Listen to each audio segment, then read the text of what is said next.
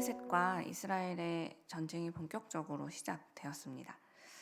블레셋 왕들의 반대에 부딪혀서 동족과의 전쟁을 이제 피하게 된 다윗과 그리고 그의 부하들은 이제 안심하며 자신들의 가족들이 있는 거처인 시글락으로 돌아오게 되었죠. 그런데 그들이 위기를 피해서 도착하게 된 시글락에서 다윗과 그의 부하들은 더 큰 위기를 마주하게 되었습니다. 분명 안전한 이 성에서 머물러 있어야 했던 자기의 가족들이 아말렉 군사들에게 끌려가서 아무도 남아있지 않았고 그들의 성읍이 모두 불타 있었기 때문이죠. 이에 다윗과 그리고 그와 함께했던 백성들은 마음이 얼마나 괴롭고 절망스러웠는지 울 기력이 없어서 더는 울 수 없을 때까지 통곡하며 울었더라라고 오늘 말씀은 이야기하고 있습니다. 그렇게 한참을 깊은 슬픔에 빠져서 울고 있던 백성들은요, 도대체 이 일이 왜 일어났을까? 이 원인이 어디에 있을까를 생각하다가 그 원인을 다윗에게로 돌리기 시작했습니다. 그 결과 그들은 돌을 들어서 다윗을 치자라는 결론에 이르기까지 했죠. 다윗에게는 제가 혼자 생각해 보면서 아마도 이때가 가장 큰 위기가 아니었을까 생각이 되었을 정도로 그의 마음이 참으로 절망적이고 힘들고 또 다급한 생명이 참으로 위기에 빠진 순간이었다는 생각이 들었습니다. 왜냐하면 지금 이 백성들이 겪은 그 일을 사실 다윗도 겪고 있었죠. 그의 가족들 또한 그들이 생사를 확인할 수 없는 슬픔 중에 다윗 역시 빠져있는 같은 상황이었는데 심지어 다른 사람도 아니고 지금까지 자기의 가장 힘든 시기를 함께 해주었던 이 백성들이 갑자기 자기를 죽이겠다고 돌을 들었으니 그의 마음이 얼마나 깊은 절망과 위기를 느끼고 있었을까를 생각해보니 참 마음이 아팠습니다. 안 그래도 자기 하나를 믿고 여기까지 따라와준 이 고마운 사람들의 가족들이 이렇게 되었다라는 사실을 생각하는 것만으로도 사실 지도자인 다윗에게는 굉장히 마음이 힘들 일이었을 텐데 자신을 향해서 온통 분노와 원망으로 가득 찬 자기 백성들의 얼굴을 마주보는 것은 그로 하여금 지금까지 해왔던 모든 일들은 물론이고 앞으로의 모든 일 또한 정말 포기하고 싶게 만들 만한 절망적인 요인이었을 겁니다.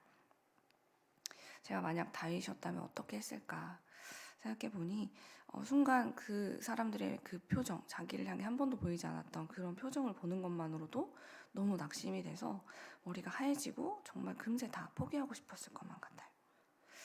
그런데 중요한 것은 다윗은 어떻게 했는가? 오늘 말씀에 다윗은 이럴 때 어떤 태도를 취했는지 우리가 한번 살펴보았으면 좋겠는데요. 제가 세번역 성경으로 오늘 6절 말씀을 읽어드리도록 하겠습니다. 군인들이 저마다 아들, 딸들을 잃고 마음이 아파서 다윗을 돌로 치자고 말할 정도였으니 다윗은 큰 공경에 빠졌다. 그러나 다윗은 자기가 믿는 주 하나님을 더욱 굳게 의지하였다. 아멘. 다윗은 정말 말씀에 써있는 그대로 정말 큰 곤경에 빠져 있었습니다. 그러나 그렇게 큰 곤경에 빠져있던 이 다급한 때에 그가 무엇을 했냐면요. 다윗은 자기가 믿는 주 하나님을 더욱 굳게 의지했습니다. 성경은 매우 간결하게 다윗에게 일어난 일을 한 줄로 표현했는데요. 우리가 오늘 보았던 개역개정 성경을 다시 보면 이렇게 기록하고 있어요. 다윗이 크게 다급하였으나 그의 하나님 여호와를 힘입고 용기를 얻었더라.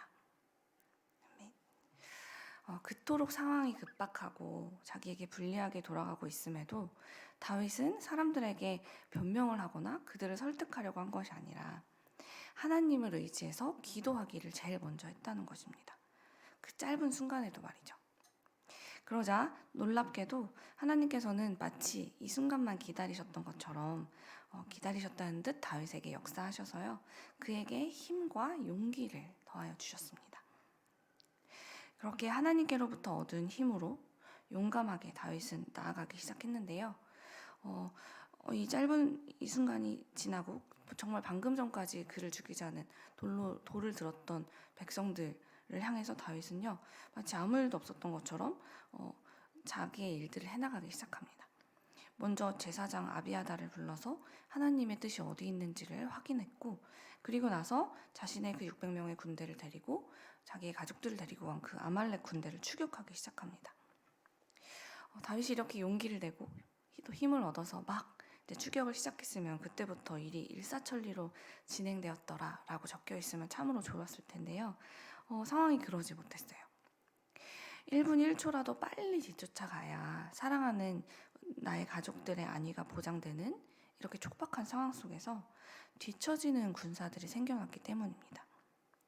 한두 명도 아니고 자그만치 200명이나 되는 군사들이 완전히 탈진하고 말았죠. 자기 군사의 3분의 1이나 되는 군인들이 이렇게 탈진해서 아무것도 할 수 없는 상황이 되자 다윗은 어떻게 했을까요? 그는 더 강압적으로 밀어붙이거나 더 우리는 가족들 생각해서라도 가야 돼 라고 이야기하지 않고 그들을 쉬게 했습니다. 그리고 남아있는 400명의 군사들과 함께 아말렉을 쫓기로 했죠. 그리고 이후에도 다윗은 그 아말렉을 쫓아가던 길에 아말렉 군사들 쫓아가던 길에 정말 다 죽어가는 애굽 사람을 한 명 만나게 되는데요. 급박한 상황이 계속 이어지고 있음에도 불구하고 다윗은 이 사람에게 먹을 것을 주어서 이 사람이 회복될 때까지 정성껏 돌봐주게 합니다. 3일이나 아무것도 먹지도 마시지도 못하고 사실 그리고 그 이전에 이미 병이 들어서 주인에게 버림받았던 이 사람은요. 다윗과 그의 부하들을 통해서 기력을 회복하게 되고요. 그리고 다윗은 이 긍휼을 베풀었던 이 소년을 통해서 자신의 가족들을 포로로 끌고 간 그 아말렉 군대의 정보를 얻게 됩니다. 다윗은 이처럼 사울과는 매 순간 다른 선택을 함으로써 점점 다른 길을 가는 것을 우리는 볼 수 있는데요.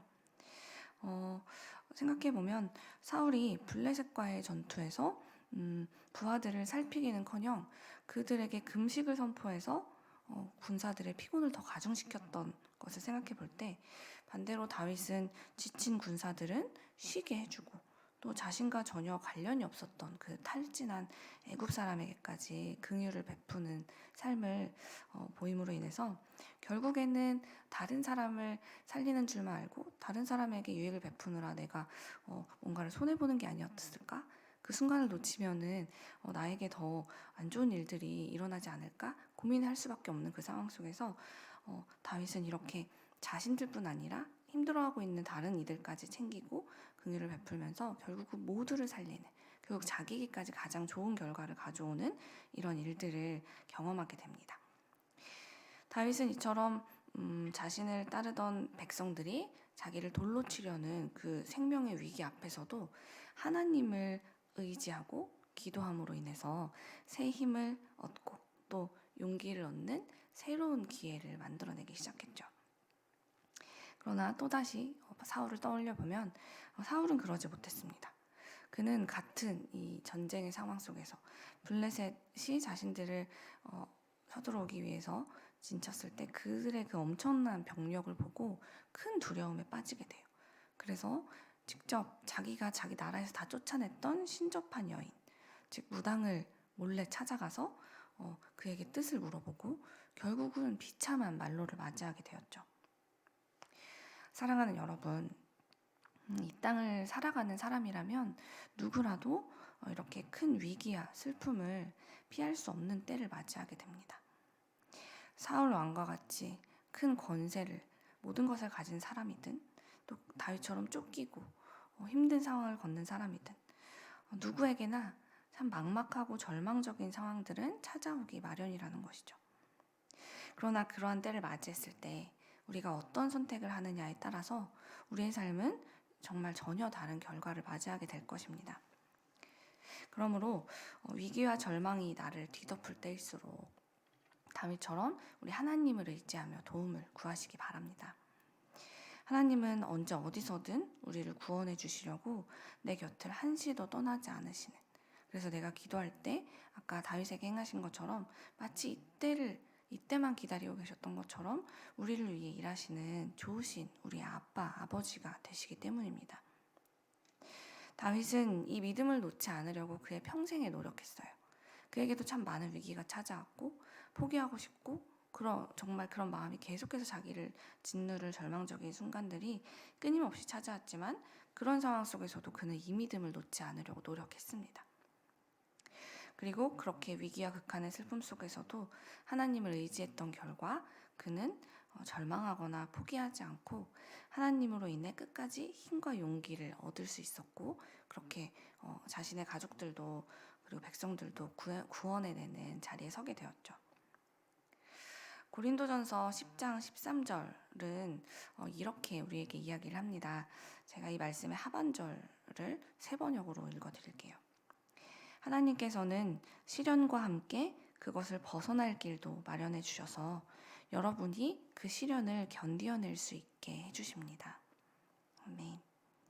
사랑하는 여러분, 혹시 지금 여러분이 감당하기 너무 어려운 그런 고난과 슬픔의 시간을 지나고 계십니까?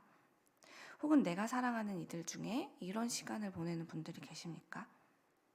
그렇다면 시련과 함께 그것을 벗어날 길도 마련해 주시는, 그것을 견디어낼 힘도 주시는 그 하나님께 다시 의지하기 시작하는 우리가 되기를 간절히 소망합니다.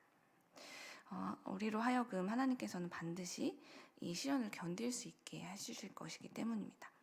그러니 지금 이 자리에 모인 우리들부터 우리 하나님을 다시 찾고, 그리고 힘들어하는 우리 이웃들에게 우리 하나님께 나아가서 그분을 의지하자고 그들을 주님께로 인도하는 우리 세상의 빛 이레교회가 되기를 간절히 소망합니다.